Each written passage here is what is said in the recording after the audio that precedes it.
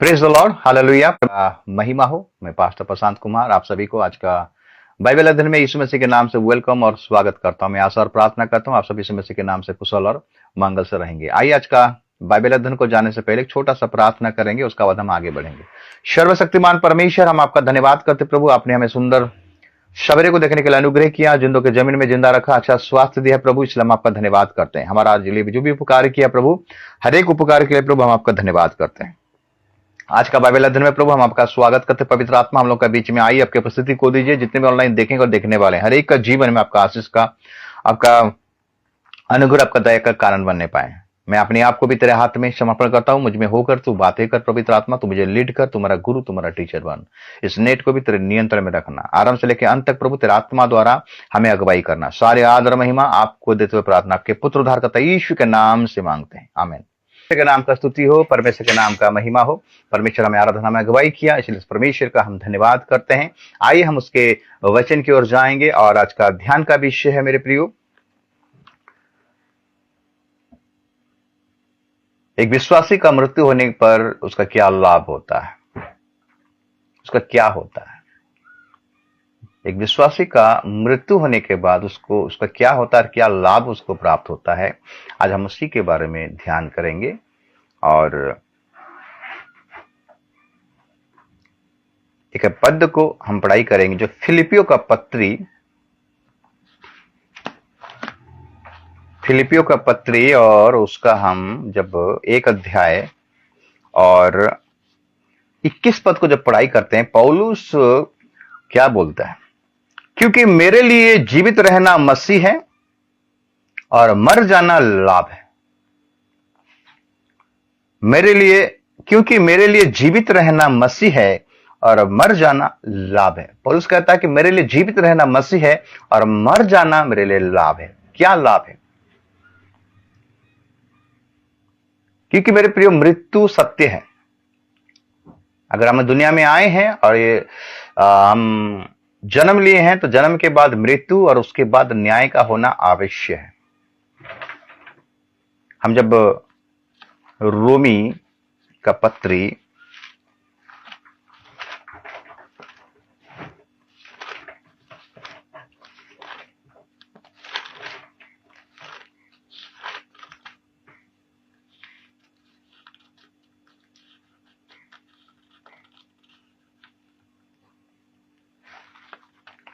पहले इब्रानी का पुस्तक निकालेंगे और इब्रानी अध्याय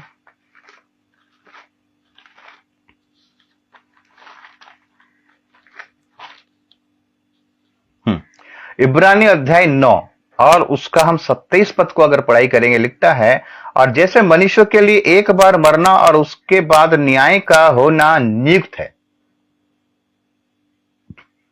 हम जन्म हुए मतलब मृत्यु होगा। ये मृत्यु हमें विरासत में मिला है। हमारा दादा परदादा जो बोलते ना, आदम से ही ये मृत्यु हमें प्राप्त हुआ है मेरे प्रियो। ये मृत्यु का सिलसिला आदम के जनरेशन से स्टार्ट हुआ है। क्योंकि आदम हराबा ने पाप किए, परमेश्वर का आज्ञाओं को तोड़े और वो फल को खाए जो परमेश्वर ने मना किया था। उस दिन मृत्यु आया। मृत्यु नहीं था, पाप के चलते मृत्यु प्रवेश हुआ, बीमारी आया, सब आया मेरे प्रियो, श्राप आया और मृत्यु फैल गई। उसी के डीएनए से, उसी के जनरेशन, जितने भी वर्ल्ड में, पूरा विश्व में जितने भी जनसंख्या देखते हैं मेरे प्रियो, सभी का मृत्यु होगा। मृत्यु एक सत्य है, उसको कोई झुठला नहीं सकता। मृत्यु के बाद का जो जीवन है मेरे प्रियो, मृत्यु के बाद जो हमें फल मिलने वाला है, पहले मृत्यु के बाद क्या होता है और उसके बाद हम चिंता करें कि मृत्यु होने के बाद हमें कौन सा फल मिलता है। और दो विषय का बारे में जिक्र करेंगे मेरे प्रियो। दुनिया का कोई भी किताब, बाइबल को छोड़कर, पवित्र बाइबल को छोड़कर दुनिया में कोई और किताब नहीं है कि मृत्यु के बाद क्या होगा, क्या फल मिलेगा, विस्तार से आपको बताएगा। कोई किताब नहीं, केवल बाइबल ही आपको विस्तार से बता सकता है कि मृत्यु के बाद क्या होने वाला है। आज हम देख रहे हैं, आज इसराइल और फलस्तीन के बीच में जो युद्ध हो रहा है, कितने लोग मर रहे हैं, बहुत लोगों का मृत्यु हो रहा है मेरे प्रियो। बम फूट रहा है, गोली माराया जा रहा है, मिसाइल छोड़ाया जा रहा है मेरे प्रिय, बहुत लोग मर रहे हैं, लेकिन मरने के बाद कहां जा रहे हैं, ये बात हम यीशु से सीखेंगे मेरे प्रिय। यीशु ही हमें बता सकता है, यीशु ही बता सकता है। जब यीशु मसीह का मृत्यु हुआ, जब यीशु मसीह को कलवरी के क्रूस पर बलिदान किया गया, उसका मृत्यु हुआ, उसको कब्र में रखा गया, और बाइबल कहता है कि तीसरे दिन यीशु मसीह जी उठा। लेकिन जो 3 दिन और 3 रात, 3 दिन यीशु मसीह उस कब्र में क्या कर रहा था? मृत्यु होने के बाद हम देखते हैं कि सप्ताह का पहला दिन जब मरियम मगदलिनी यीशु मसीह को भेंट करने के लिए आया था, इत्र लेकर आया था, सुगंध द्रव्य लेकर आया था, उस कब्र में आया था, और उस कब्र में जब आता है तो यीशु के साथ उसका मुलाकात होता है। पहले तो एक माली के रूप में मुलाकात होता है। अगर यूहन्ना का पुस्तक उसका 20 अध्याय को अगर निकालेंगे, यूहन्ना का पुस्तक उसका 20 अध्याय निकालेंगे, और हम देखते हैं कि मरियम रोती हुई 11 पद से, 20 का 11 से पढ़ाई करेंगे। यूहन्ना का पत्री, यूहन्ना का सुसमाचार का पत्री उसका 20 अध्याय और उसका 11 पद से पढ़ाई करेंगे। परंतु मरियम रोती हुई कब्र के पास ही बाहर खड़ी रही, और रोते रोते कब्र की ओर झुककर 2 स्वर्गदूतों को उज्जवल कपड़े पहने हुए, एक को सिराने हैं और दूसरे को पैताने बैठे देखा। सिराने और पैताने मतलब एक स्वर्गदूत तो स्वर्ग के सिर के पास और एक स्वर्गदूत पैर के पास बैठा है। जहां यीशु का शव रखा गया था, उन्होंने उससे कहा, हे नारी, तू क्यों रोती है? उसने उससे कहा, वे मेरे प्रभु को उठा ले गए और मैं नहीं जानती कि उसे कहां रखा है। यह कहकर वो पीछे मुड़ी और यीशु को खड़े देखा, पर ना पहचाना कि ये यीशु है। 15 पद, यीशु ने उससे कहा, हे नारी, तू क्यों रोती है? किसको ढूंढती है? उसने माली समझकर उससे कहा, हे महाराज, यदि तूने उसे उठा लिया है तो मुझे बता कि उसे कहां रखा है और मैं उससे ले जाऊंगी। यीशु ने उससे कहा, मरियम।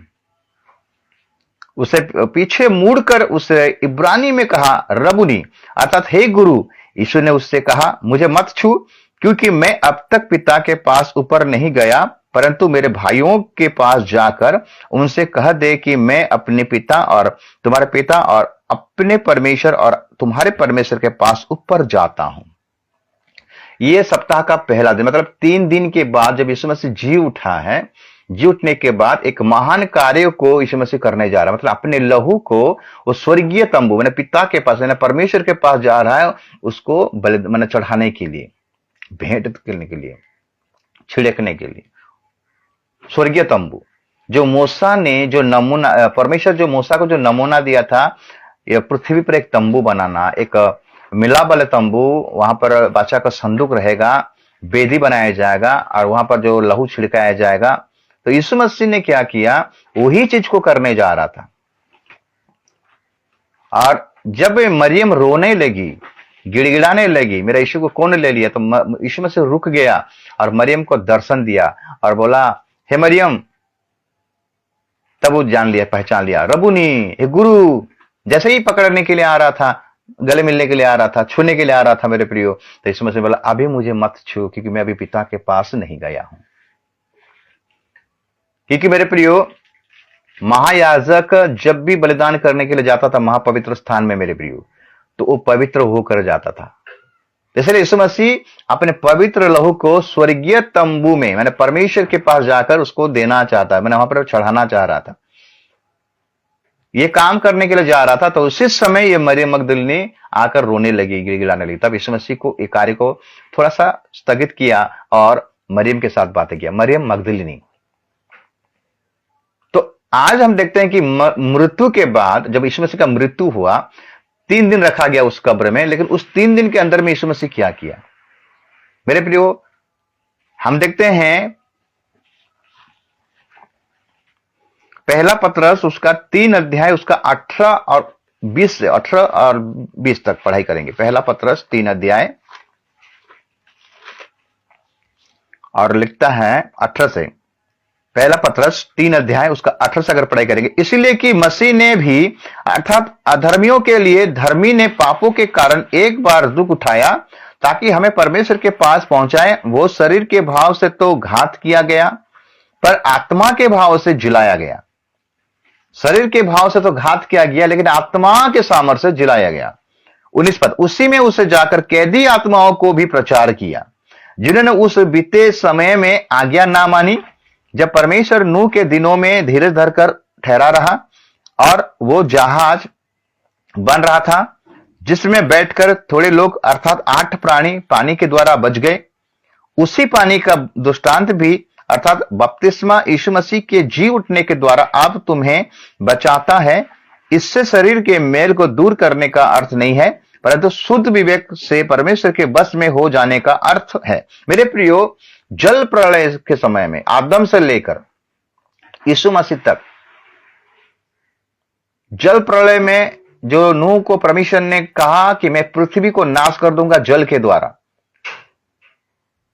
मनुष्य जाति को नाश कर दूंगा, सृष्टि को विनाश कर दूंगा, मतलब जल प्रलय के द्वारा जीव जंतु को मार दूंगा, मनुष्य को मार दूंगा, क्योंकि उसने देखा, परमेश्वर ने देखा मनुष्य का बुराई पृथ्वी पर बढ़ गई है। अगर उत्पत्ति की किताब 6 अध्याय को पूरा पढ़ाई करेंगे, वहां लिखता है मनुष्य को देखकर परमेश्वर दुखित हुआ, खेदित हुआ, क्योंकि मनुष्य भ्रष्ट हो गया था। पाप का चरम सीमा तक लोग लांग गए थे, बेविचार में फंस गए थे मेरे प्रिय, बेविचार में लगे हुए थे, नाना पर गलत काम में फंसे हुए थे, जिसको जो चाहा शादी कर लिया, मनमानी करने लगे। परमेश्वर ये बात को देखकर खेदित हुआ और उस समय का जो जल प्रलय के द्वारा उस समय के लोगों को क्या कर दिया, परमेश्वर मार दिया। जो उनका आत्मा कहां पर था? अधोलोक में। तो उस समय मेरे प्रियो यीशु मसीह अधोलोक में गया। 3 दिन जो 3 रात उसको रखा गया, पहला दिन दूसरा दिन में, उसी के भीतर में यीशु मसीह क्या किया? अधोलोक में उतर गया, निचले में उतर गया। अगर पतरस का किताब 4 का 6 और 8 पढ़ाई करेंगे, पहला पतरस का 4 का 6 8 लिखता है, 4 का 6 से 8, क्योंकि मरे हुओं को भी सुसमाचार इसीलिए सुनाया गया कि शरीर में तो मनुष्य के अनुसार उनका न्याय हो, पर आत्मा में वे परमेश्वर के अनुसार जीवित रहे। मेरे लिए जो लोग मर गए थे, जो लोग को सुसमाचार नहीं सुनाया गया था उस समय के अनुसार, तो इसमें से उनको सुसमाचार सुनाने के लिए वो निचले हिस्से में उतर गया, मतलब अधोलोक में उतर गया, और वहां जाकर बंदी कैदी आत्माओं को क्या किया? सुसमाचार सुनाया। अगर उनको सुसमाचार सुनाया नहीं जाता तो न्याय के समय में, जब प्रभु का जो आखिरी न्याय होगा, उस समय में वो लोग क्वेश्चन करते, हमें तो सुसमाचार सुनाने, हमें तो कोई मौका नहीं मिला सुसमाचार सुनाने के लिए, हमें तो सुसमाचार सुने नहीं। क्योंकि इस समय में सुसमाचार सुनाने के लिए बहुत मौका है, सबको सुसमाचार सुनाया जा रहा है। क्योंकि जब तक सुसमाचार कंप्लीट नहीं होगा, जब तक राज्य का सुसमाचार कंप्लीट नहीं होगा, तब तक यीशु मसीह का आगमन नहीं होगा। तो लोग क्वेश्चन करेंगे परमेश्वर से, इसीलिए यीशु मसीह को यह काम करना पड़ा। पहला दिन दूसरा दिन के अंदर में वो निचले हिस्से में उतर गया मेरे प्रियो। और उसके बाद एफिसियो का पत्री, उसका एफिसियो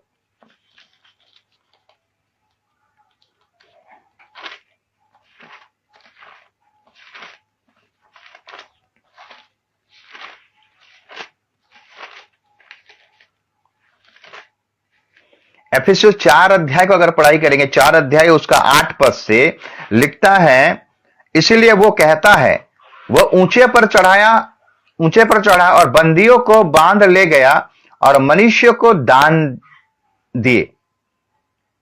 उसके चढ़ने से और क्या पाया जाता है?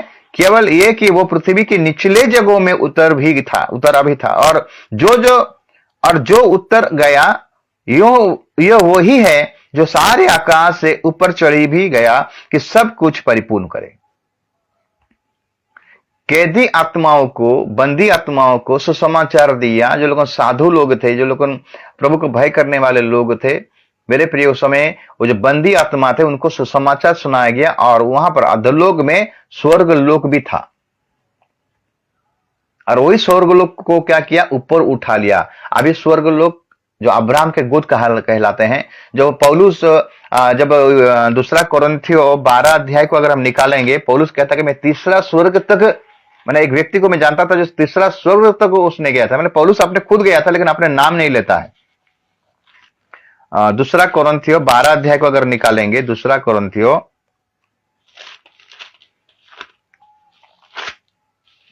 12 अध्याय अगर एक पद से पढ़ाई करेंगे, यदि भी घमंड करना मेरे लिए ठीक नहीं तो भी करना पड़ता है, इसलिए मैं प्रभु के दिए हुए दर्शनों और प्रकाशनों की चर्चा करूंगा। मैं मसीह में एक मनुष्य को जानता हूं, 14 वर्ष हुए कि ना जाने देह सहित ना जाने देह रहित परमेश्वर जानता है। ऐसा मनुष्य तीसरे स्वर्ग तक उठा लिया गया। तीसरे स्वर्ग तक, माने पौलुस तीसरा स्वर्ग को देख चुका है, और वो तीसरा स्वर्ग क्या है? स्वर्गलोक है। और हम देखते हैं कि उसको अब्राहम के गोद भी कहा गया है, पैराडाइज, इंग्लिश में पैराडाइज, स्वर्गलोक।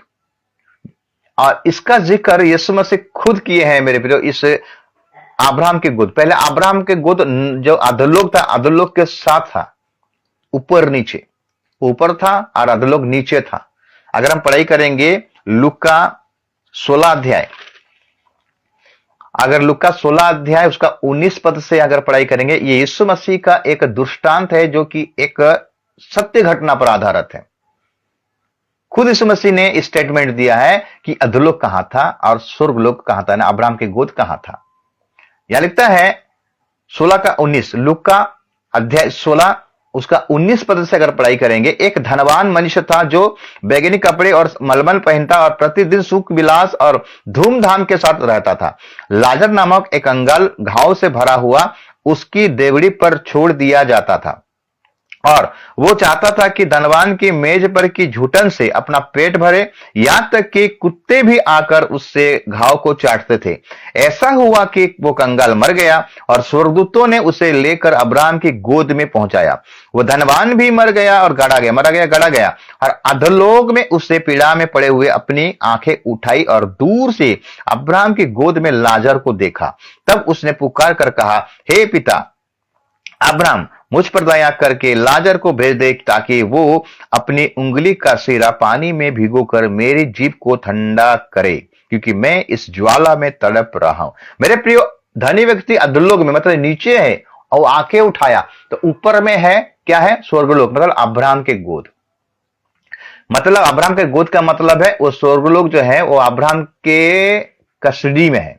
अब्राहम उसका रखवाला करता है, अब्राहम उसका गाइडेंस कर रहा है। तो मेरे प्रियो, मरना निश्चित है।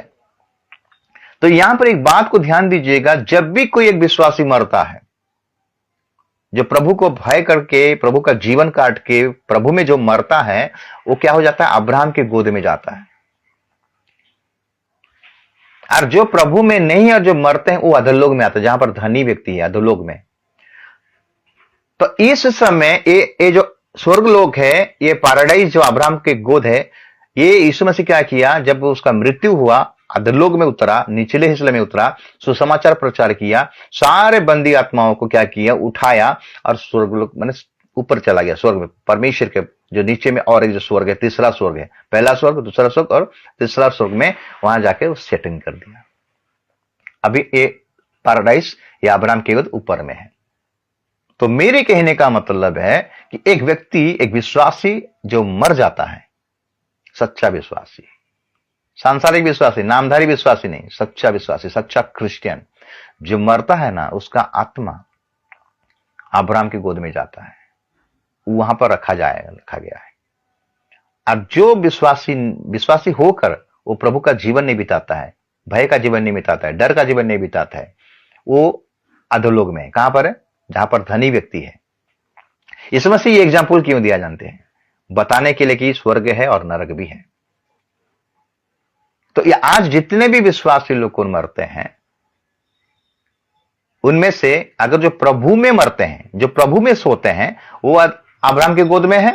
और जो प्रभु में नहीं, मैंने प्रभु में नहीं है और सो जाते हैं, मर जाते हैं, वो नरक में है, मतलब अधोलोक में है। मतलब जो धनी व्यक्ति जहां पर है वहीं पर है। कोई भी बेविचारी मर जाता है, क्रिश्चियन होकर बेविचार का काम करके, पी कर मर जाता है, गलत काम करके मर जाता है, नाना प्रकार का भ्रष्ट काम करके मर जाता है। जब उसका कब्र दिया जाता है, कब्र दिया जाता है, तो पास्टर वहां पर क्या प्रार्थना करता है? परमेश्वर ने ये आत्मा को अपने गोद में, अब्राहम के गोद में ले लिया है, ऐसा बोलते हैं। क्या स्वर्गराज इतना सस्ता हो गया?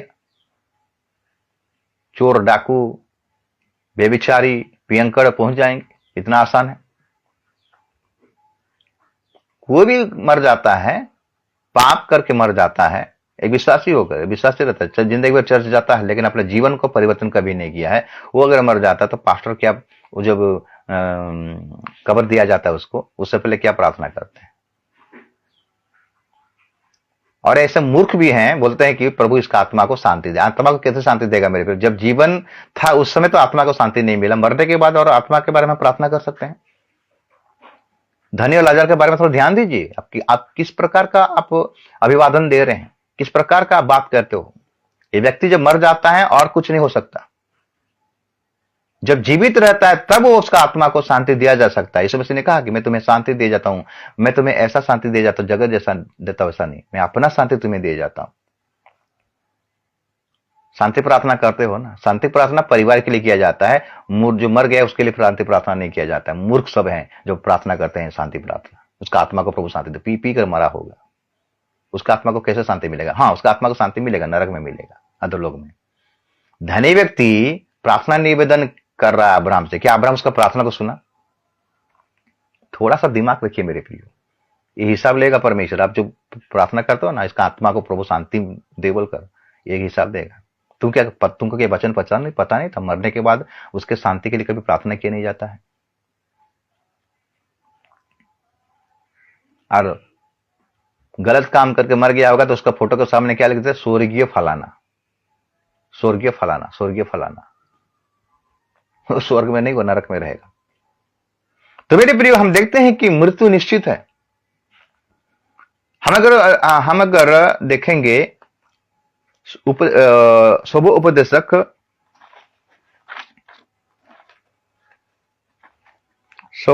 का पत्री, उसका 12 अध्याय और उसका 7 पद कहता है, एक व्यक्ति जो मर जाता है, शुभ उपदेशक उसका 12 का 7 अध्याय 7 पद, 12 अध्याय का 7 पद, तब मिट्टी ज्यों का त्यों मिट्टी में मिल जाएगी और आत्मा परमेश्वर के पास जिसने उसे दिया लौट जाएगी। एक व्यक्ति, एक विश्वासी जब मरता है, एक अविश्वासी जब मरता है, उसके आत्मा परमेश्वर के पास जाता है, क्योंकि परमेश्वर निर्णय करता है कि इसको अभी मैं क्या कहां पर रखूंगा। अगर आप प्रभु में मरते हो तो आपका आत्मा पैराडाइज मतलब अब्राहम की गोद में, अगर आप प्रभु में नहीं और मरते हो तो आपका आत्मा कहां चला जाता है? अधोलोक में चला जाता है, क्योंकि उसको रखा जाता है। क्योंकि यीशु मसीह का जो गुप्त आगमन होगा, जब रैप्चर होगा मेरे प्रियो, उसका जो आगमन होगा, उस आगमन में जो उसको क्या हुआ जाएगा? उठाया जाएगा। अभी फाइनल नहीं हुआ। जितने भी मरते हैं सब अब्राहम के गोद, जो प्रभु में मरते हैं, जो प्रभु में सोते हैं, वो अब्राहम के गोद में, और जो प्रभु में नहीं, मैंने प्रभु में नहीं है और मर जाते हैं, गलत जीवन बिता के मर जाते हैं, अभी वो अधोलोक में है, वो पीड़ा की जगह में है। 8:8 अगर पढ़ाई करेंगे, शुभोपदेशक उसका 8 का 8 अगर पढ़ाई करेंगे, लिखता है, ऐसा कोई मनुष्य नहीं जिसका बस प्राण पर चले कि वो उसे निकलते समय रोक ले, और ना कोई मृत्यु के दिन पर अधिकारी होता है, और ना उसे लड़ाई से छुट्टी मिल सकती है, और ना दुष्ट लोग अपने दुष्टता के कारण बच सकते हैं। मेरे प्रियो, मृत्यु को कोई रोक नहीं सकता। मृत्यु सत्य है। एक व्यक्ति है जो कि यीशु मसीह मृत्यु से जयवंत हुआ, मृत्यु को हरा दिया। केवल यीशु मसीह से ही हमें अनंत जीवन मिलेगा मेरे प्रियो। यीशु मसीह से ही हमें स्वर्गलोक मिलेगा। यीशु मसीह के द्वारा ही हमें उस राज्य में प्रवेश करने पाएंगे। मृत्यु सत्य है। भजन संहिता 116 को अगर पढ़ाई करेंगे मेरे प्रियो, 116 भजन संहिता 116 उसका 15 पद को अगर ध्यान करेंगे, भजन संहिता 116 उसका 15 पद लिखता है कि यहोवा के भक्तों की मृत्यु उसकी दृष्टि में अनमोल है। जो यहोवा के भक्त हैं मेरे प्रियो, जो यहोवा को भय करते हैं, डरते हैं, उनका मृत्यु परमेश्वर क्या बोलता है? ये जो आत्मा है, ये जो भक्त लोग हैं, अनमोल है, इसलिए तो उनको पैराडाइज में रखा है। मेरे प्रियो, आप ध्यान दीजिएगा, जब यीशु मसीह क्रूस पर लटका हुआ था, 2 चोर को लटका गया था उसके साथ, एक दाएं और एक बाएं ओर। बाएं वाला चोर बोलता है, तू अगर परमेश्वर का पुत्र है, खुद को बचा और हमको भी बचा।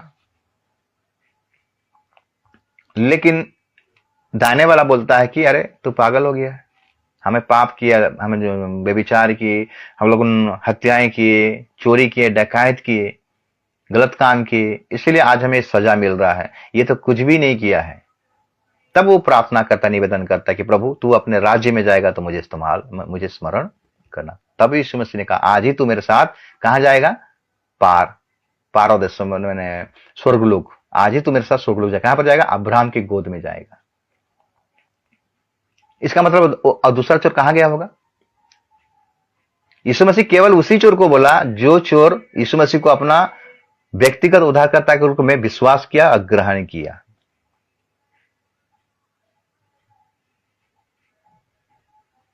लोग सवाल करते हैं चोर कैसे यीशु मसीह के साथ चला गया, तो बपतिस्मा भी नहीं लिया। मेरे प्रिय, उसको समय नहीं था।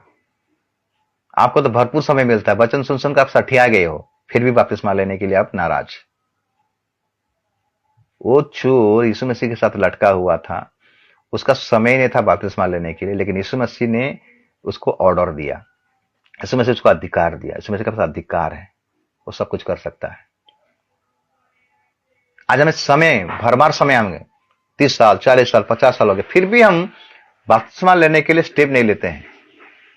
लेकिन चोर ने विश्वास किया, ये उद्धार करता है, प्रभु मैं जान गया हूं तू मेरा उद्धार करता है, मैं एक पापी हूं, मैं जानता हूं मेरे गुनाहों के चलते मुझे दंड मिल रहा है, लेकिन तू परमेश्वर का पुत्र है, तू ईश्वर है, तू ही उद्धार करता है। तब यीशु मसीह को बोला, हे प्रभु तू जब अपने राज्य में जाएगा तो मुझे स्मरण करना। खाली इतना बोला। तब यीशु मसीह ने बोला आज ही तू मेरे साथ कहां जाएगा, स्वर्गलोक में जाएगा। इसका मतलब है जब यीशु मसीह मरा, उसको मारा गया, गाड़ा गया, 3 दिन जो था उस कब्र में, वो पैराडाइज में गया था, अब्राहम की गोद। उस समय अब्राहम का गोद नीचे में था। हम धनी और लाजर के बारे में सुने थे, जब यीशु मसीह जब जीवित थे और ये कहानी को, ये सत्य घटना को जब बोल रहे थे एक धनी व्यक्ति लाजर के बारे में, तो उस समय अधोलोक और पैराडाइज, अधोलोक तो नीचे में है लेकिन पैराडाइज भी नीचे था, अधोलोक के ऊपर में था। लेकिन यीशु मसीह ने जाकर वहां पर प्रचार किया, कैदी आत्माओं को, जो लोगों सुसमाचार नहीं जाने थे, नहीं सुने थे, उनको प्रभु सुसमाचार सुनाया, ताकि बाद में परमेश्वर को दोष ना लगाएं। हमें तो सुसमाचार सुनाया नहीं गया है, ये तो हमारे लिए जाति हुआ, हमारा साथ ये गलत हुआ, ऐसा बोलते हैं। लेकिन नहीं, यीशु मसीह एक काम को भी पूरा किया और वो पैराडाइज को ऊपर ले गया।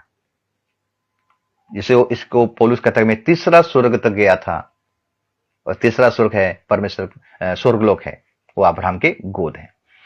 तो मृत्यु निश्चित है, और मृत्यु के बाद मेरे प्रियो हम जब देखते हैं कि हर एक बातों का एक समय है। जिस प्रकार सबोपदेशक 3 अध्याय को अगर हम देखेंगे, सबोपदेशक 3 अध्याय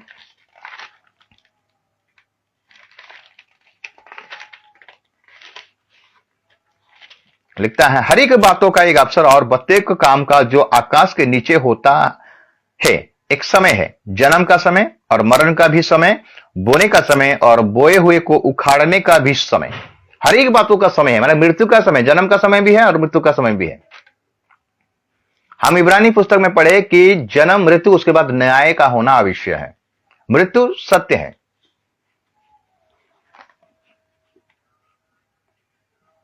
तो हम जाने कि यीशु मसीह का मरने के बाद जब तीसरे दिन में जी उठा, यानी सप्ताह का पहला दिन में जब मरियम मगदलिनी यीशु मसीह किसी को भेंट करने के लिए गया तो कब्र में यीशु मसीह के साथ भेंट हुआ, तो यीशु मसीह बोला अभी मुझे मत छू, क्योंकि मैं अभी पिता के पास नहीं गया हूं। जा अपना मेरे चेलों से कह दे कि मैं उनको गलील में मिलूंगा। यीशु मसीह स्वर्ग में गया, परमेश्वर के पास गया, लहू को वहां पर उंडेला, और उंडेलने के बाद यीशु मसीह फिर आया, अपने चेलों को दर्शन दिया, और वहां पर थोमा था। थोमा जब ये बातों को सुना, ये मैसेज को सुना मरियम मगदलिनी से, चेलों से, तो थोमा बोला जब तक मैं हाथ नहीं लगा कर छूंगा तब तक मैं विश्वास नहीं करूंगा। ये लोग घर के अंदर में है और इसमें से वहां पर प्रकट हो गया, और थोमा को बोला थोमा, हे थोमा, तू मुझे देख कर विश्वास नहीं करता, लेकिन जो मुझे बिना देखे विश्वास करते हैं वो लोग धन्य हैं। छू बोला, तब इस मसीह को छुआ। या इसका मतलब है यीशु मसीह अपना बहुमूल्य लहू को, पवित्र लहू को पिता के पास गया, उंडला, वेदी में उंडल दिया, उसके बाद आया, अपने चेलों के साथ दर्शन दिया, 40 दिन तक रहा। 500 से ज्यादा लोगों को दर्शन दिया मेरे प्रियो। तब उसको उठा लिया गया और पिता के दाहिने ओर जाकर इस मसीह अभी बैठा है। अगर हम पढ़ाई करेंगे एक पद को जो आपको मिलेगा, पिता के दाहिने ओर,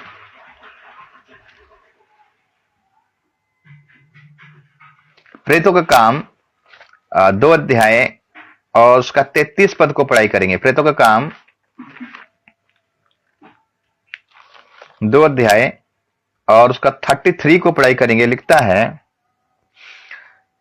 इस प्रकार परमेश्वर के दाहिने हाथ से सर्वोच्च पद पाकर और पिता से वो पवित्र आत्मा प्राप्त करके जिसकी प्रतिज्ञा की गई थी, उसने ये उंडेल दिया है जो तुम देखते और सुनते हो। अभी यीशु मसीह पिता के दाहिने ओर जाकर बैठकर हम सब के लिए क्या करता है? निवेदन करता है, प्रार्थना करता है। अगर मरकुस का 16 अध्याय को निकालेंगे, मरकुस 16 और उसका 19 पद को पढ़ाई करेंगे। मरकुस 16 और 19 पद में क्या कहता है? प्रभु यीशु उनसे बातें करने के बाद स्वर्ग पर उठा लिया गया और परमेश्वर की दाहिनी ओर बैठ गया। अभी यीशु मसीह परमेश्वर के दाहिने ओर जाकर बैठा है, मृत्यु को जयवंत करके मेरे प्रियो। यीशु को छोड़कर मेरे प्रियो, यीशु को छोड़कर बाकी जितने भी लोग मर रहे हैं, आज जितने विश्वासी मर रहे हैं, उनका मृत्यु के बाद अगर प्रभु में मरते हैं तो अब्राहम की गोद में जाते हैं। अगर प्रभु में नहीं मरते हैं, मैंने प्रभु में नहीं मरते, मैंने प्रभु में नहीं रहकर अगर मरते हैं, गलत काम करके मरते हैं, व्यभिचार कर गलत पापी होकर मरते हैं, तो वो नरक में जाते हैं, अधोलोक में जाते हैं। धन्य व्यक्ति जहां पर है, सभी आत्माएं वहां पर है। जो परमेश्वर के लोग हैं, जो परमेश्वर को भय करने वाले लोग हैं, जो मर रहे हैं, वो अब्राहम के गोद में यानी स्वर्गलोक में हैं। और जो प्रभु को भय नहीं करते हैं, गलत काम करके मर जाते हैं, व्यभिचार, शराब पीना, ये पीना, वो गलत काम, जितने भी हत्या करके जो मरते हैं मेरे प्रियो, वो सब अधोलोक में ना धनी व्यक्ति के साथ में है। एक फाइनल होगा मेरे प्रियो, फाइनल होगा। यीशु मसीह आएगा, अपने लोगों को, अपने कलीसिया को रैप्चर करेगा मेरे प्रियो। अगर हम थेसलोनियों की किताब को निकालेंगे, पहला थेसलोनियों और उसका 4 अध्याय को निकालेंगे। पहला थेसलोनियों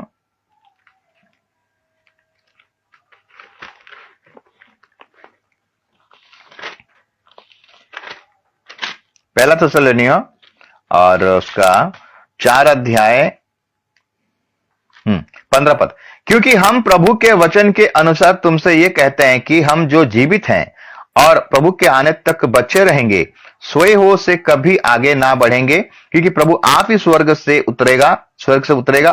उस समय ललकार और प्रधान दूत का शब्द सुनाई देगा और परमेश्वर की तुरी फूकी जाएगी और जो मसीह में मरे हैं वे पहले जी उठेंगे।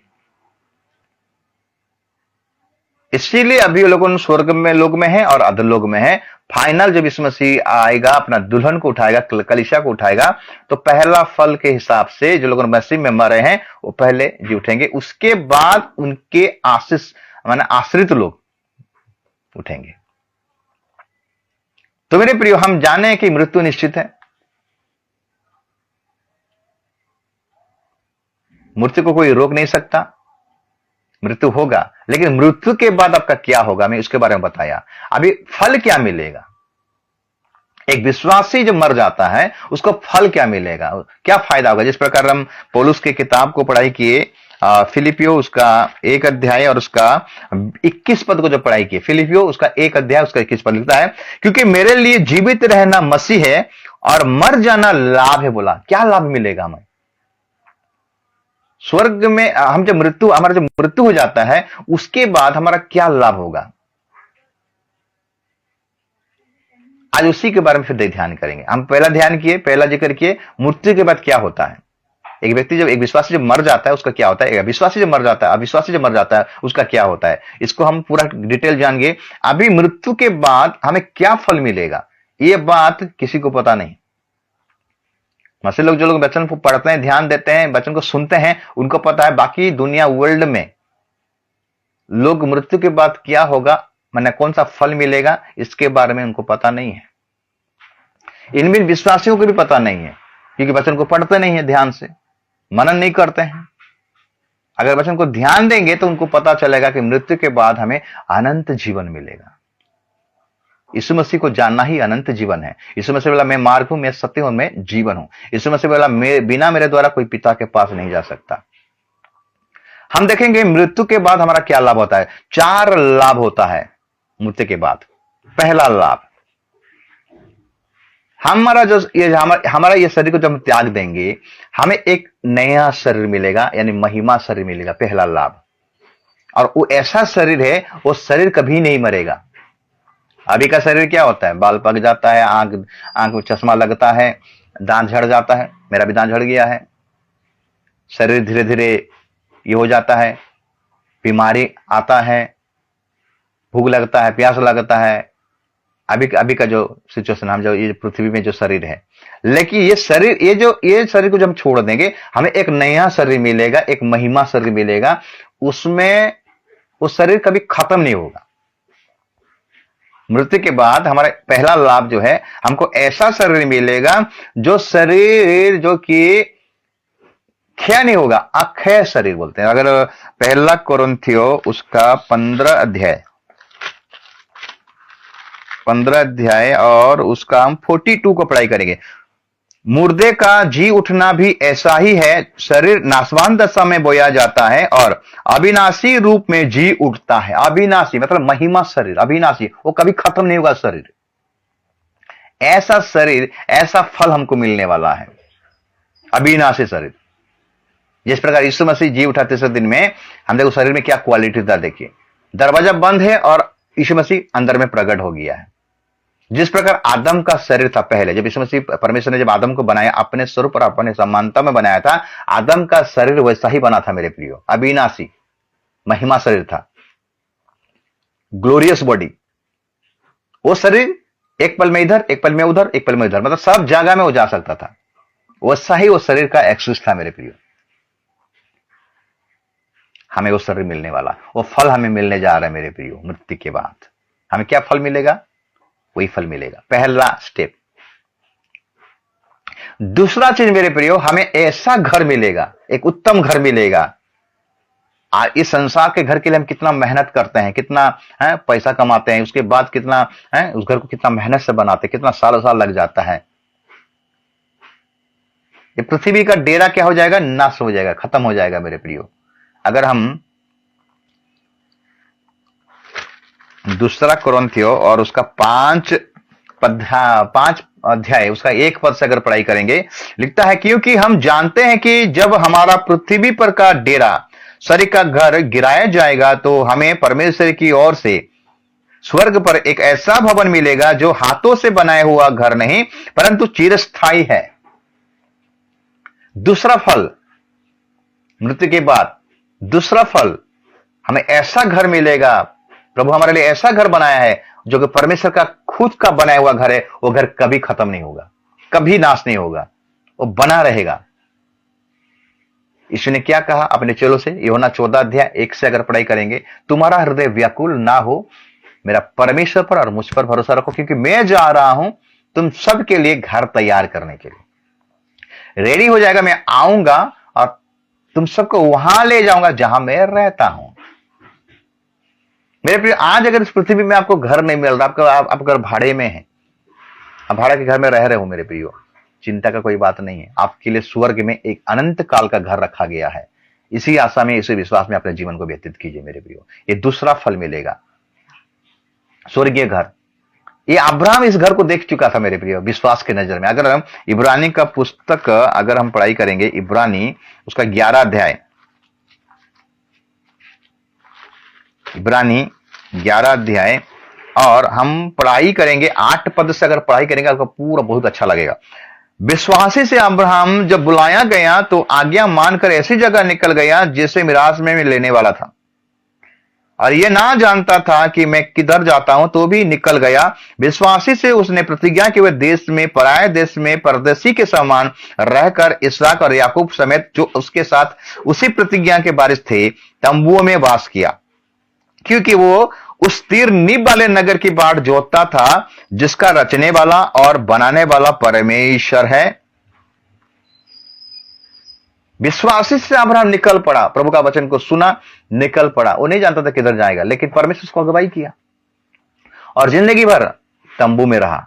वो धनी व्यक्ति था अब्राहम, वो चाहता था बिल्डिंग बना सकता था, ईंटे गारे का घर बना सकता था, लेकिन नहीं, वो तंबू में वास किया और इसी आशा में वास किया, क्योंकि मैं अगर मर भी जाऊंगा, इस स्वर्गीय तंबू, पृथ्वी का तंबू अगर गिराया भी जाएगा, तो मेरे लिए प्रभु स्थिर नींव वाले तंबू रखा है, घर रखा है।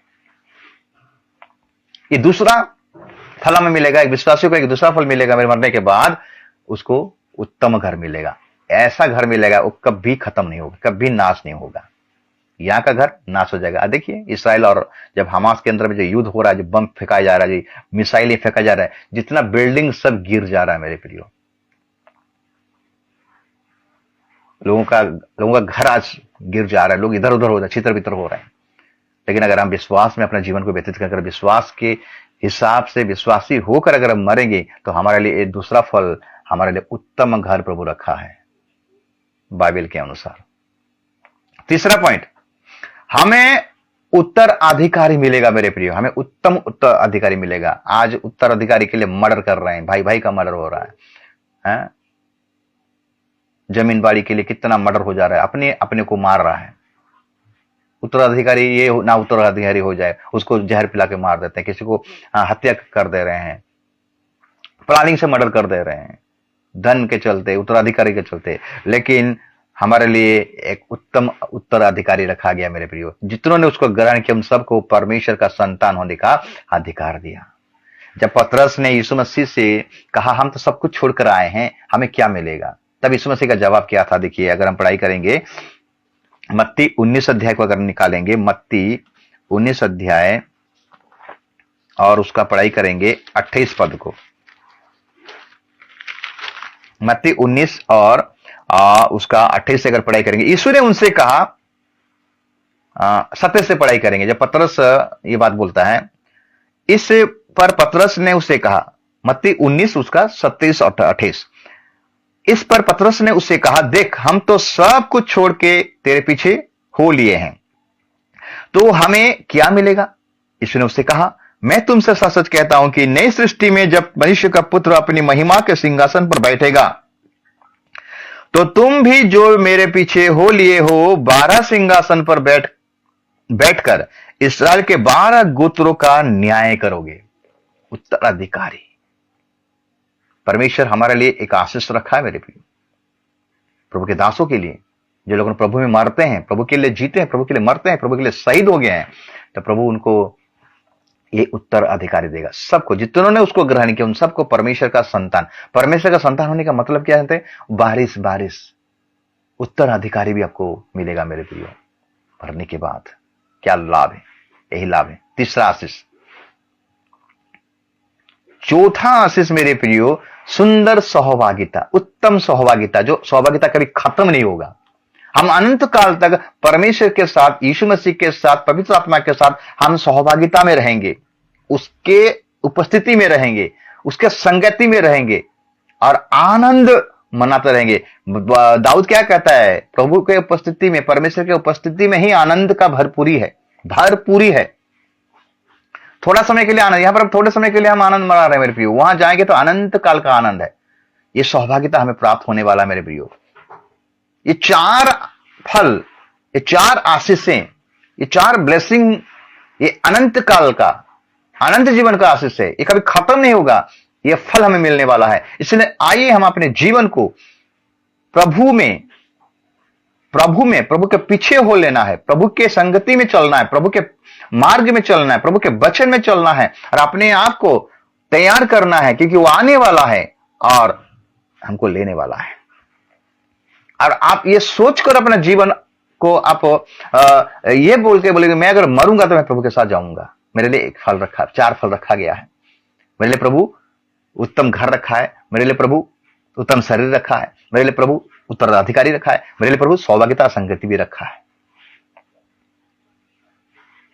क्योंकि यूसुफ को पता था, यूसुफ को भविष्यवाणी, यूसुफ को स्वप्न दर्शन स्वप्न देखता था और भविष्यवाणी भी करता था। यूसुफ को जान लिया भविष्य को, इसलिए अपने लोगों को बोला कि मैं जब तुम उस देश में जाओगे, उस कानान देश में जाओगे, यानी उस दूध और मधु का देश में जाओगे, तो मेरा हड्डियों को, मेरा अस्थियों को लेकर जाना और वहां क्या करना, गाड़ देना, क्योंकि यीशु मसीह उसी जगह में उतरेगा।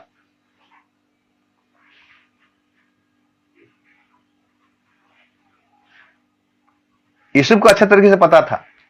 तो इसलिए मेरे प्रिय, आज हम देखें कि मरने के बाद, एक विश्वासी का मरने के बाद उसका क्या होता है। पहला स्टेज में क्या होता है, दूसरा स्टेज में क्या होता है। पहला स्टेज में रखित है, अभी रखा गया है विश्वासियों को, एक अधोलोक में और एक स्वर्गलोक में, अब्राहम के गोद में। जो प्रभु में मरते हैं वो अब्राहम के गोद में, जो प्रभु में नहीं है और मर जाते हैं वो अधोलोक में, मतलब धनी के कैटेगरी में है, रखा गया है। नेक्स्ट टाइम यीशु मसीह जब आएगा, अपने कलीसिया को उठाएगा, रैप्चर करेगा, उसका आगमन जब होगा मेरे प्रियो, फाइनल डिसीजन होगा, निर्णय होगा। और जो लोग प्रभु में सोए हैं, प्रभु में मरे हैं मेरे प्रियो, उनको क्या करेगा, अधिकार देगा, उनको फल देगा, पुरस्कार देगा, जो हमारे लिए रखा गया है मेरे प्रियो, आप सबके लिए रखा गया है। इसलिए इसी आशा में, इसी विश्वास में अपने जीवन को व्यतीत कीजिए। ये पृथ्वी सब कुछ नहीं है मेरे प्रियो, यहां पर फ्यूचर नहीं है। आप सोच रहे पृथ्वी फ्यूचर है? अभी जो लड़ाई चल रहा है मेरे प्रियो, इतना भयानक लड़ाई हो रहा है, गाजा पूरा तहस नहस हो गया है। वो लोगों भी तो जब घर बनाते रहेंगे, जब बिल्डिंग में रहते रहेंगे, तो वो भी सोचते रहेंगे ना, ये हमारा दुनिया है, ये हमारा घर है। अभी देखिए नाश हो गया, ये पृथ्वी का डेरा नाश हो जाएगा मेरे प्रियो। लेकिन हम यीशु मसीह को अगर विश्वास करेंगे, जो स्वर्ग में जाएंगे, वहां का डेरा कभी नाश नहीं होगा, वहां का चीज कभी नाश नहीं होगा। वो अनंत काल का जगह है मेरे प्रियो। परमेश्वर का राज्य, परमेश्वर का घर, परमेश्वर का स्वर्ग अनंत काल है। अगर उस अनंत काल में प्रवेश करना चाहते हो, आइए यीशु मसीह को हम फॉलो करें, यीशु मसीह के साथ रहें, यीशु मसीह के संगति में रहें, उसके वचन के अनुसार चलें, उसके वचन को फॉलो करें, संसार से हम अलग रहें। प्रभु हमारे जीवन में यही इच्छा करता है, ताकि हम अनंत जीवन पाएं। प्रभु वचन के द्वारा आप सबको आशीष करे, अनुग्रह करे, दया करे। एक छोटा सा प्रार्थना करके आज का वचन को विराम देते। सर्वशक्तिमान परमेश्वर, आपने हमें सुंदर वचन के द्वारा अगुवाई किया। ये वचन जितने भी ऑनलाइन देखेंगे, देखने वाले, हर एक का जीवन में 100 गुना फल होने पाए, और जो 4 प्रकार का फल हमें जो मिलने वाला है मृत्यु के बाद, प्रभु इस फल की आशा में सब कोई रहने पाए। प्रभु ये आशा में अपना जीवन को व्यतीत करने पाए, विश्वासी होकर मरे, प्रभु में होकर मरे, ऐसा तो आशीष और अनुग्रह कर। किसी का प्रॉब्लम, समस्या, दुख तकलीफ है प्रभु, तो उनको इस दुख तकलीफ से आप निजात दे प्रभु, इनको तो छुटकारा दे, इनको तो चंगाई दे, हर अभाव का घटी कमी को पूरा कर, हर दुष्ट आत्मा का जो हाँ प्रभु ग्रसित है, इनको दूर कर यीशु के नाम में, इनको चंगा कर यीशु के नाम में, छुटकारा दे यीशु के नाम में। हाँ पिता, हर प्रकार का जो चिंताएं हैं, मानसिक चिंता है, प्रभु शारीरिक चिंता, यीशु के नाम से दूर कर। हालेलुया। हर आशीष उनके जीवन में उंडल दे, यीशु मसीह के नाम से मांगते हैं, आमीन। प्रभु आप सबको आशीष करे, अनुग्रह करे, दया करे।